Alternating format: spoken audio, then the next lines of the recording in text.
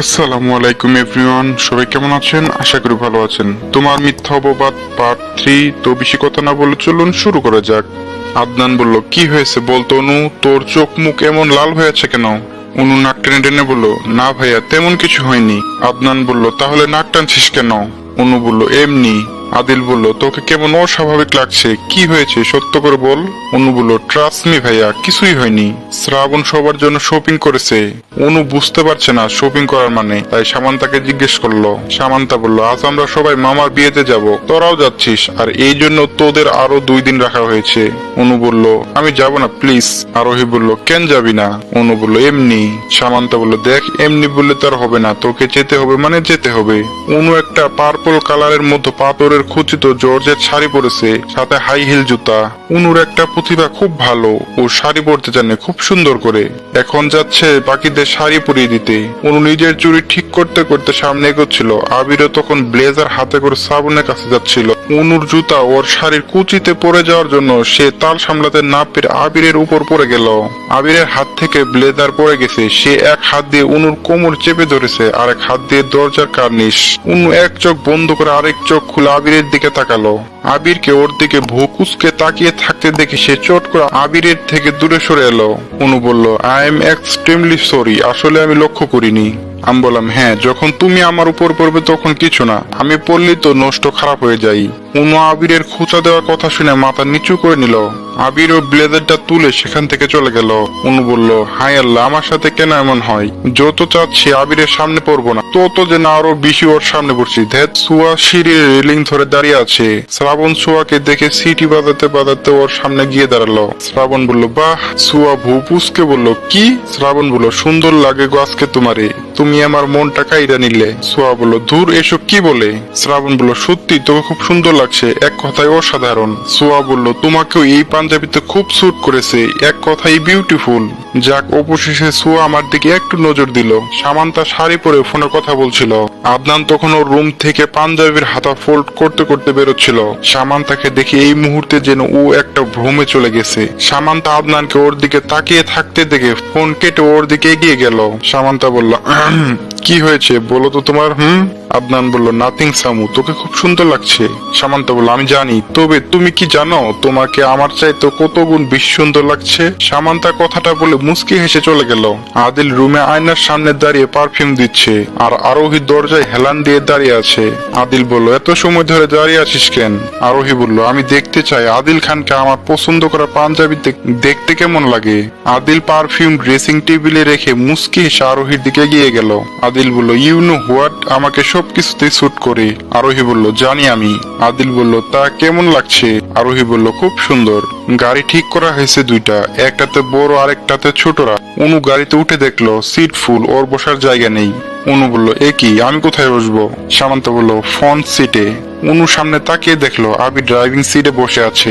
অনু বলল, ইম্পসিবল, আমি ফ্রন্ট সিটে বসে যেতে পারবো না, প্লিজ সামু তুই যা। সামান্তা বলল, পারবো না। আমি বললাম, সামু রুহি বেশি নেকা ভালো লাগে না, ওর যাওয়ার হলে যেন তাড়াতাড়ি সিটে বসে পড়ে, না হলে যেন চলে যাই, আমি টাইম লস করতে পারবো না। অনু আবিরের কথা শুনে রেগে গাড়ির দরজা খুলে ধপ করে ফ্রন্ট সিটে বসে গেল। আবির অনুর দিকে তাকিয়ে ওর অজান্তেই মুচকি হাসলো। আবিরকে হাসতে দেখে বাকিরাও সবাই হেসে দিল। সবাইকে হাসতে দেখে আবির ওদের দিকে রাগী দৃষ্টিতে তাকিয়ে গাড়ি স্টার্ট দিল। আবির ড্রাইভিং করছে আর অনুর দিকে আর চোখে তাকাচ্ছে। অনু একবারের জন্য আবিরের দিকে তাকায়নি, গাড়ি জানালা দিয়ে বাইরের দিকে তাকিয়ে আছে। অনু গাড়ি থেকে নামতে যাবে, হঠাৎ আবিরকে ওর খুব কাছে দেখে ভীষণ ঘাবড়ে গেল।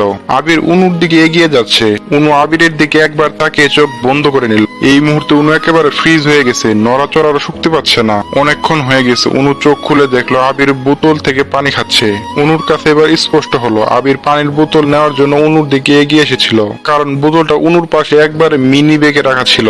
অনু বিরক্তি হয়ে গাড়ি থেকে নেমে একাই বক বক করছে। বাকিরা সবাই আগে চলে গেছে, এখান থেকে ওদের মামার বাড়ি হেঁটে হেঁটে যেতে হবে।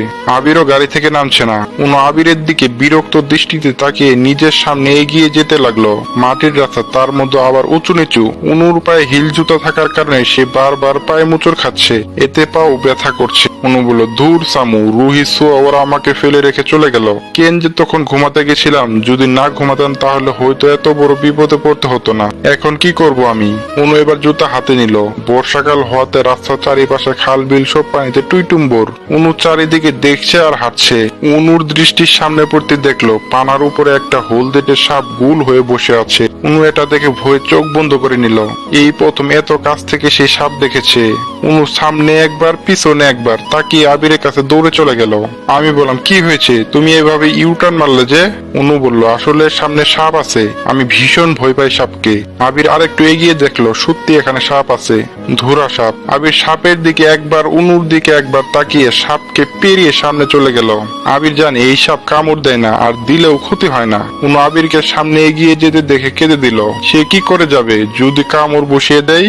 অনু মনকে শক্ত করে নিল, মরে গেলে মরে যাব, তারপর আবিরকে দেখিয়ে দিব যে আর সেও ভয় পায় না। অনু আল্লাহর নাম জপ করে সাপকে ক্রস করে চলে গেল। আবিরও একবার পিছনে তাকিয়ে পকেটে দু হাত গুজে এটিটিউড নিয়ে হাঁটতে লাগলো। অনু বলল, এটিটিউড দেখানোর আর জায়গা পায় না। নিজেকে কি মনে করে আল্লাহই জানেন। আবির অনুর খোঁচা দেওয়ার কথা শুনে ওর দিকে ভুপুসকে তাকালো। আমি বললাম, তুমি আমাকে কিছু বলেছো? অনু বলল, আমি কাউকে কিছু বলিনি। অনু বিয়ে বাড়ির সামনে এসে জুতা পায়ে দিল, পায়ে এখনো ব্যথা করছে। অনুকে দেখে সামান্তা ওর দিকে এগিয়ে এলো। সামান্তা বলল, কি রে অনু, এত সময় কেন লেগেছে তোর? অনু বলল, তুই বলছিস সেই কথা? যখন ফেলে চলে এসেছিলি তখন কই ছিল এই কথা? সামান্তা বলল, সরি রে, তুই যখন ঘুমিয়ে পড়েছিলি তাই তোকে ডাক দেয়নি। তোর তো আবার ঘুম না হলে মাথা ব্যথা করে। অনু বলল, তোর কি মনে হচ্ছিল আজ আমি গাড়িতেই ঘুমিয়ে সারাদিন কাটিয়ে দেই? সামান্তা বলল, তেমনটা না, অ্যাকচুয়ালি বাই দ্য ওয়ে ভাইয়া কোথায়? অনু বলল, তোর ভাইয়ের খবর কি আমি রাখি? গিয়ে দেখ পারলে কোথায় গেছে। সামান্তা বলল, ওরে বাবা, এ তোরা। আবির সুপাই বসে আছে আর অনু চেয়ারে। হুট করে একটা মেয়ে এসে আবিরের পাশে বসে পড়ল। আবির তার দিকে একবার তাকিয়ে হেসে দিল। আরোহীর মেয়েটাকে দেখে ভীষণ রাগ লাগছে। আরো রাগ লাগছে আবিরকে ওর দিকে তাকিয়ে হাসতে দেখে। মেয়েটি আবিরের কানে কানে বলল, কি ব্যাপার আবির, আগে তো আমাকে দেখে প্রচন্ড বিরক্ত হতে, আজ এই প্রথম আমার দিকে তাকিয়ে হাসলে তুমি। নিজেকে নিজের কাছে খুব আনন্দিত লাগছে। আবিরও মেয়েটির দিকে তাকিয়ে মুস্কি হাসলো। মেয়েটি একবার আবিরের দিকে তাকিয়ে ভালো করে তাকিয়ে বলল, ওয়াও আবির, তুমি তো দেখছি আগের চাইতে আরো বেশি হ্যান্ডসাম হয়ে গেছো। সামান্তা বলল, হ্যাঁ আমার ভাই হ্যান্ডসাম, ড্রেসিং এখন কি হয়েছে? আরোহী বলল, এক্স্যাক্টলি, সত্যি নীলা আপু, তুমি পারো বটে। নীলা বলল, এই তোদের এত সমস্যা কেন? সামান্তা বলল, কারণ আমরা অনুর ভাগ কাউকে দিতে চাইছি না। আবির সামান্তার কথা শুনে ওর দিকে রাগে দৃষ্টিতে তাকালো।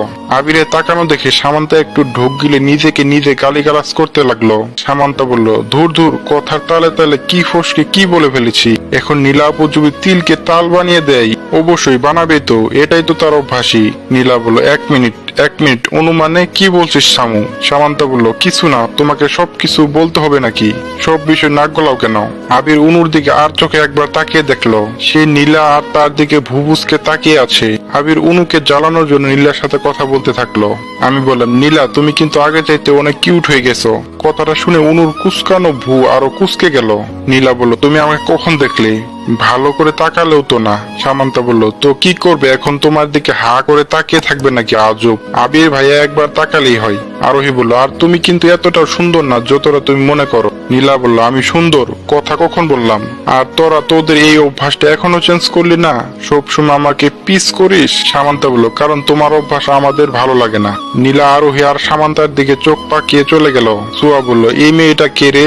আরোহী বলল, আমার মামাতো বোন নীলা। সোয়া বলল, ওহ, দুই হাতে চুরি দেখলাম, বিবাহিত নাকি? সামান্তা বলল, হেতির 2 বছর একটা মেয়েও আছে। সোয়া বলল, সি, কি লুচ্চা টাইপের মেয়ে। আরোহী বলল, হ্যাঁ ও এরকমই। সামান্তা বলল, আবির ভাইকে খুব পছন্দ করত, তারপর ভাইয়া বিদেশে চলে যাওয়ার পর আরেকটা ছেলেকে পছন্দ করে, তারপর ভাইয়া বিদেশে চলে যাওয়ার পর আরেকটা ছেলেকে পছন্দ করে নেই, তারপর বিয়ে। সোয়া ছাদের রেলিং ধরে দাঁড়িয়ে আছে, শ্রাবণ ওর পিছনে। শ্রাবণ বলল, সোয়া বলল, কিছু বলবে? শ্রাবণ বলল, না, আকাশটা দেখছো কত সুন্দর? সোয়া বলল, আকাশ তো সুন্দরই হয়। শ্রাবণ বলল, তবে আজকের আকাশটা একটু বেশি সুন্দর। সোয়া বলল, শ্রাবণ বলল, আর আমার কাছে মনে হচ্ছে আকাশে তুই এক জ্বলন্ত তারা। সোয়া বলল, মানে? শ্রাবণ বলল, মানে তুই বুঝবি না। সোয়া বলল, তোমার কি হয়েছে বলো তো, একটু প্রকাশ করো, তো, আর একটু ভিতরে রেখে দাও কেন? শ্রাবণ বলল, এমনি। শ্রাবণ ছাদ থেকে নেমে গেল। সোয়া মন খারাপ করে আকাশ দেখায় মন দিল। তুমি বুঝ বুঝুনি, আমি বলিনি। সামান্তা চেয়ারে পা দুলিয়ে বসে আছে আর আদনান ওর পাশে বসে গানটা গাইছে। সামান্তা বলল, ও মা তাই? তা কিসের এত অভিমান তোমার আমার উপরে? আদনান বলল, তোর উপরে আবার কিসের অভিমান? অভিমান তো একজনের উপরে আছে, তাকে নিয়ে গানটা গাইলাম। সামান্তা কথা শুনে মন খারাপ করে ফেললো। চলবে, গল্পটি কেমন লাগলো অবশ্যই জানাবেন। ধন্যবাদ।